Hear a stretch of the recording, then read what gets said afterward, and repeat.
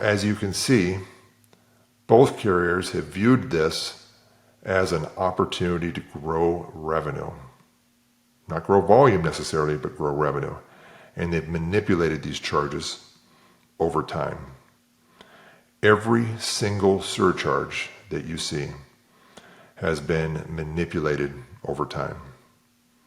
Delivery area surcharge zip codes get reassigned on a quarterly basis.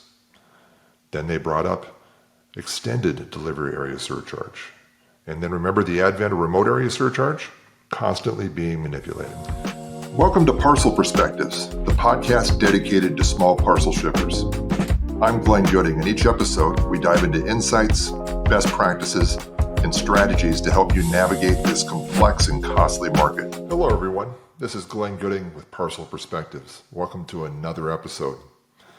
Today I'd like to dive in just a little bit on the complexity of carrier surcharges and what shippers need to know. Fuel, residential surcharges, delivery area surcharges, demand surcharges, additional handling. The list goes on and on and on. What makes these surcharges so frustrating to the average shipper is that they're rarely transparent. They can be inconsistently applied, and they're constantly changing. For example, UPS and FedEx have modified their fuel surcharge table 14 times in the last three and a half years. 14 times. For many shippers, these hidden fees make up a growing percentage of their shipping spend. And they rarely show up when you're sitting at the negotiating table. So I think the fundamental question is, what can you do about it? So I'm going to try to break down some of the major surcharge types, how they've evolved, and what you can do to identify and reduce these costs in your shipping operation. Let's try to jump in. So when I sit down with a shipper and we talk about their expense, I break their spend level in the small parcel world into two primary buckets, and depending on the carrier, a third bucket primarily. One is base transportation. Base transportation is a fairly easy animal to understand. You pick the mode, ground, 2-day, overnight, you name it, and there's a subsequent rate card. That rate card is broken out zonally and weight-based from 1 pound all the way up to 150 pounds, and you can apply a discount to that. Now, most shippers, I would say, that kind of charge, that transportation charge, accounts for somewhere between 60 and 70% of what you're paying a carrier. Now, the other bucket would be surcharges and accessorials. Those are oftentimes ambiguous, hard to understand, hard to quantify, and an area that the carriers really manipulate a lot to their benefit. The third bucket, particularly if you're billed from a traditional perspective via UPS, are shipping charge corrections. You manifested the package as a ground package at 1 pound, and after going through the UPS hub operation and getting dimensionalized, they find out that it dimensions at 5 pounds. Therefore, there's an adjustment. You're going to pay the 5 pound rate instead of the 1 pound rate would be a great example of that kind of spend bucket. So one must ask first of all is, why the surcharges? What's going on there? Well, I think everything in the small parcel market starts with a foundation of logic and maybe a little bit of innocence. One would contend that a commercial delivery has a different cost structure than a residential delivery. Commercial deliveries usually travel with other parcels. If they're not your parcels, they're somebody else's parcels going to that business on the same day. Therefore, you have a high number of packages being delivered at a commercial stop, higher than a residential. Therefore, the revenue per stop is higher. Commercial deliveries are often clustered in dense areas, commercial parks, strip malls, the things of that nature. So that from a stops per mile perspective, you have a high number of stops per mile. Residential market's a little different animal. You're going off into neighborhoods. You're delivering on average 1 package per residential delivery. And that package is typically lighter than a commercial delivery. Matter of fact, the majority of residential deliveries weigh less than a pound or up to about 9 or 10 pounds max. Of course, there's exceptions, right? But the majority of the things you're receiving on a day-to-day basis in a residential market fall in that area. The revenue on a 5-pound single package for a carrier is a much different animal than a 20-pound multi-piece delivery in a commercial environment. So UPS and FedEx looked at these differences. They looked at differences in zip codes and where people live, densities. And they first started to assign surcharges associated with some of these things that require additional service steps or an additional cost structure. I think the one most obvious one that pops up is a residential surcharge. Residential deliveries cost more to service, therefore it justifies a surcharge. Another one that pops up a lot are things like a weekly service fee. There's an expense for the carrier to send a driver to your business on a weekly basis and make a pickup, whether or not you ship packages or not. There's an expense to maintain the account number and to run a billing site and to invoice you, right? So you have weekly service fees. Fuel. Well, back in the late 90s and the early 2000s, we had 9/11, we had military activity, we had an unstable fuel supply based off of global conflict.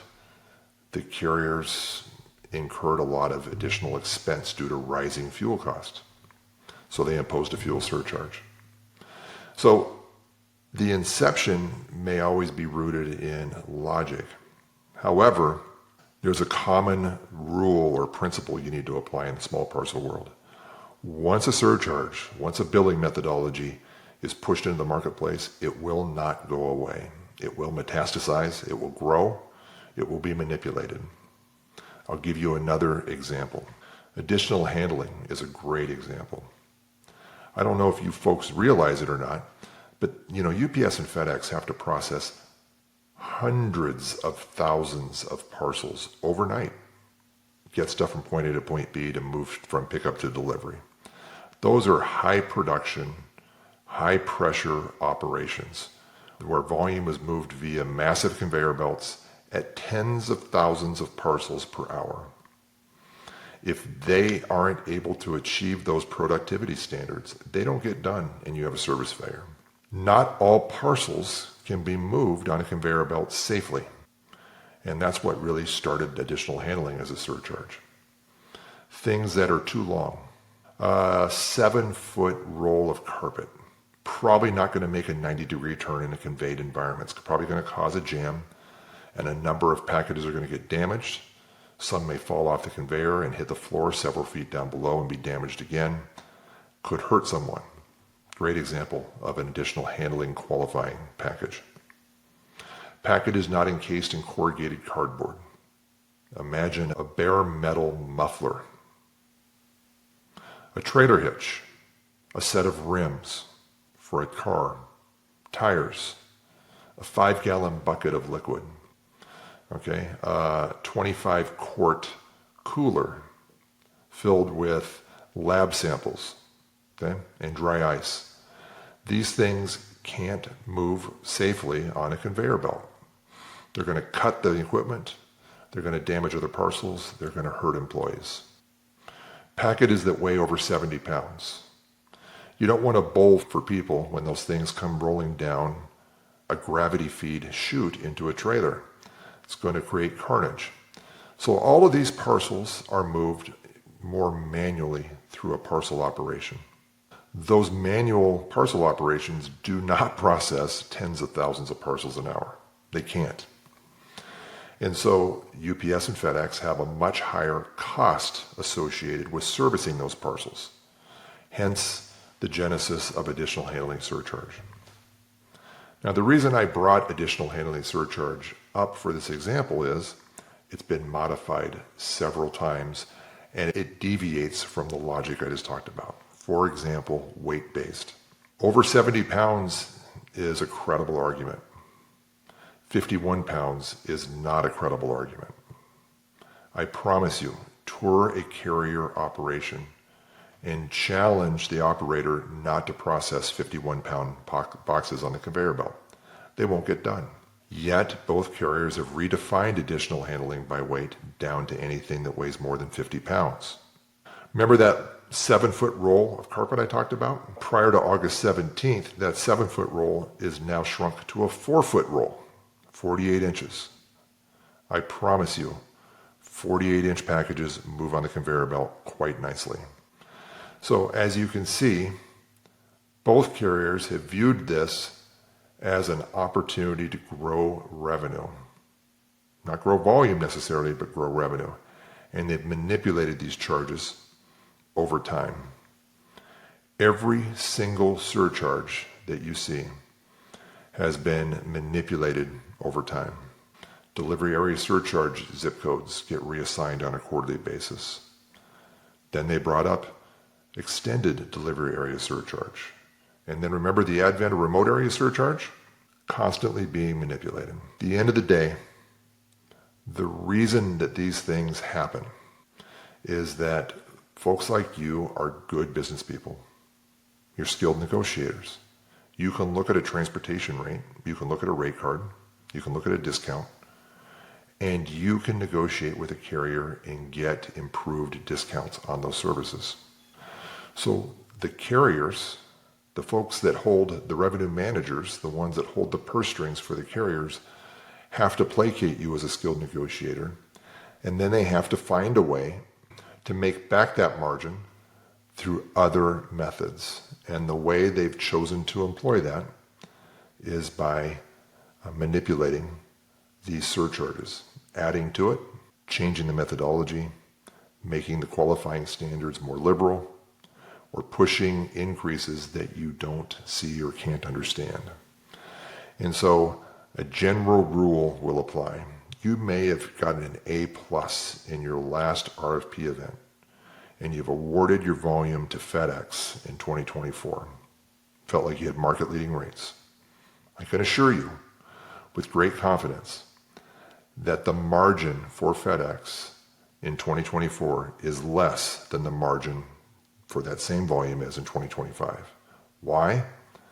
The general rate increase and the manipulation and increases passed along through some of these very ambiguous surcharges.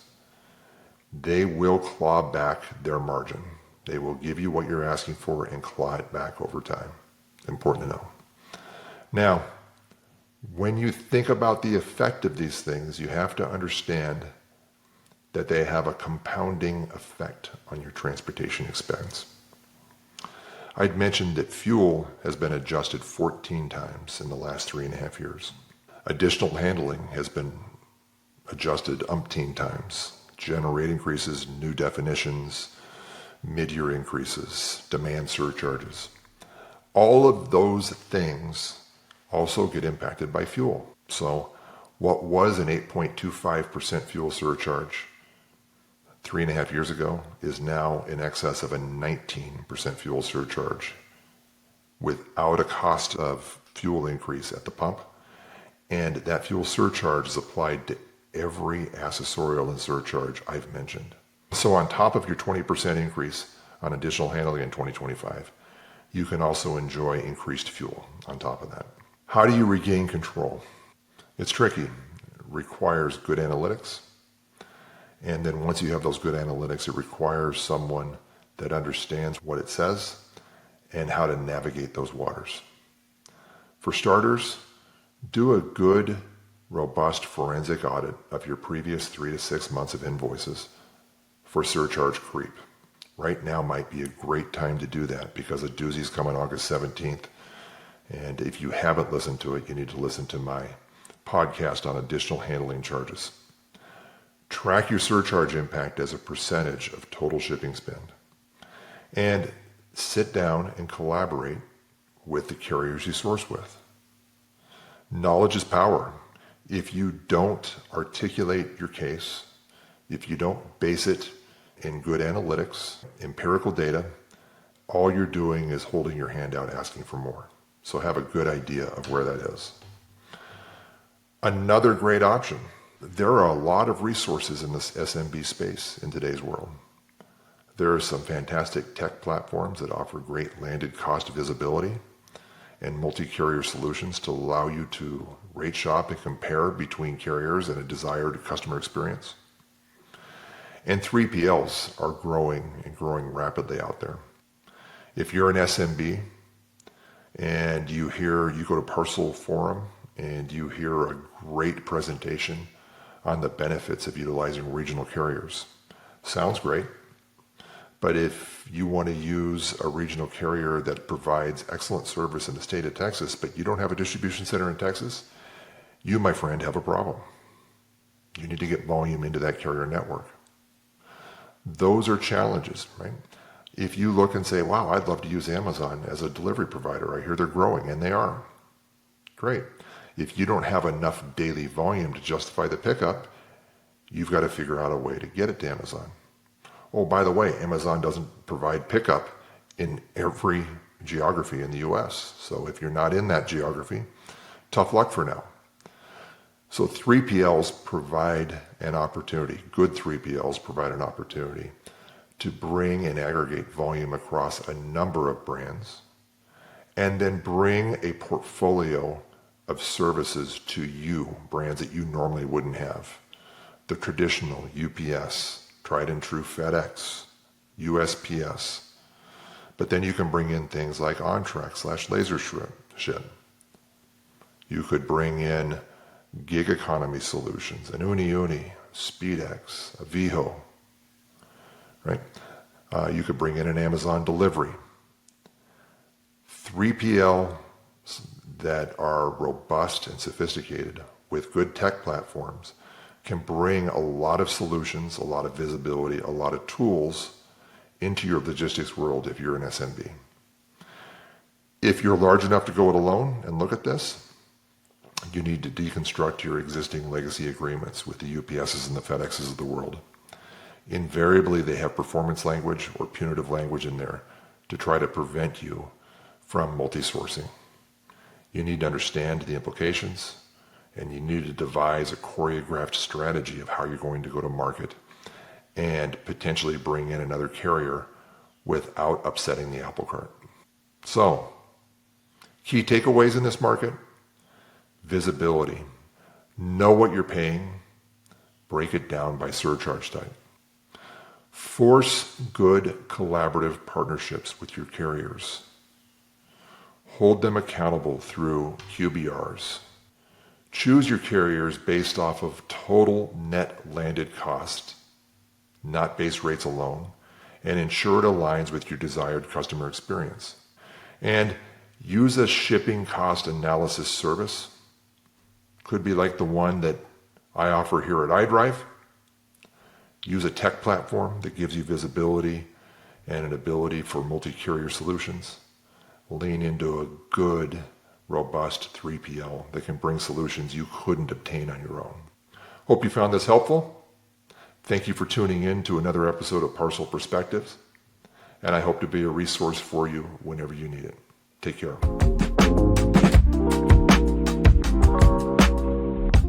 Thanks for listening to Parcel Perspectives, hosted by me, Glenn Gooding.